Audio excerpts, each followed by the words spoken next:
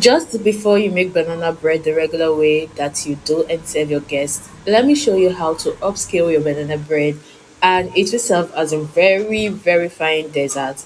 We need three ripe bananas for this recipe. Now I am going to gently mash this up until it forms a puree. Okay, once this is done, you're going to go in with the rest of the wet ingredient.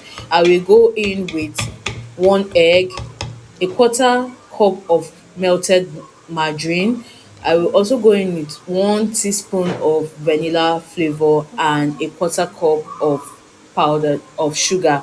Now you can use brown sugar for this recipe, you can use white sugar, anyone that you want to use.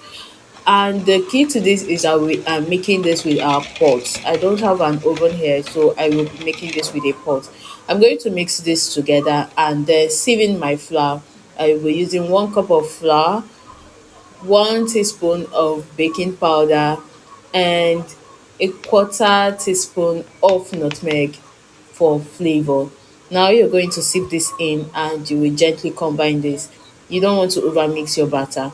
Once this is done, I will go in with milk to loosen it up a bit. I will go in with 1 tablespoon of evaporated milk. Now I used half tablespoon, so I had to measure it into two places. Now you can use 1 tablespoon if you have 1 tablespoon. I couldn't find mine, so I had to, alternate for this. Now when we're done, I will divide my batter into two. One will be for the vanilla flavor, the other I am going to add in some chocolate into it to make a chocolate flavored, banana cake. Now I am going to add in this golden penny chocolate spread. Now going with any chocolate of your choice. You must not use the same chocolate that I use.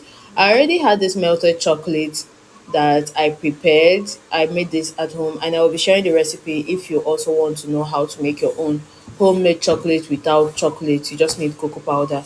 I'll be sharing the recipe on my channel too, so stay tuned. So I'm going to add it in for extra color and I will mix this together.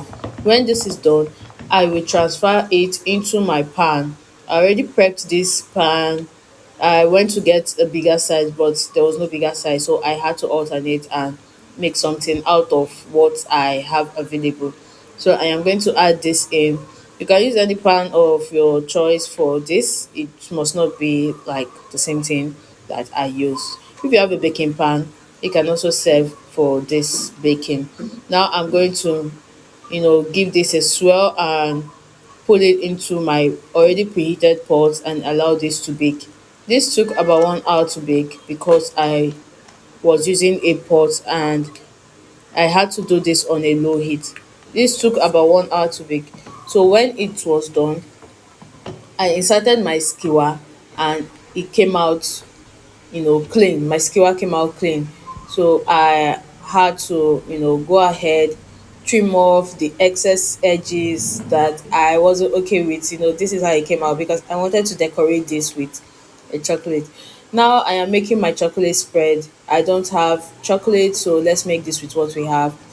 In a pan, I added in water, went in with some margarine, went in with sugar. Now this recipe does not have an exact measurement because it depends on what you want. Okay, you can do what you want, you can make the quantity that you want.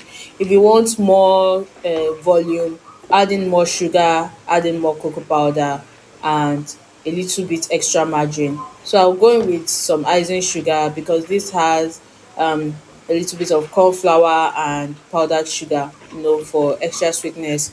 Now this has cooked and it's almost dried up. You can see how thick it has become. I'll transfer this into my bowl and allow it to cool. You can see this is now thick and this is how the mixture turned out to be. I hope you enjoyed this particular one because I actually did not want to film this, but I decided to show you all the process because why not? You're making something from scratch at home. Now this is the consistency you're looking out for.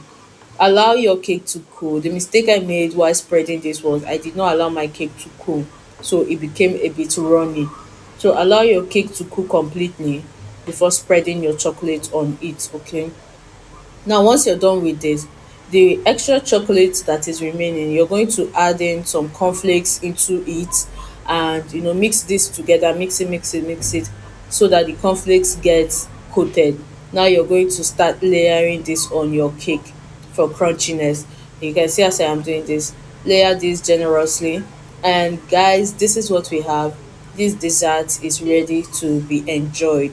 You can serve this to your family, your friends, or your visitor. You can also have this for yourself. I had mine for myself and I enjoyed every bit of it, from the crunchiness to the doughy, chewy banana bread that, and this exactly came out as a bread. Do subscribe and bye.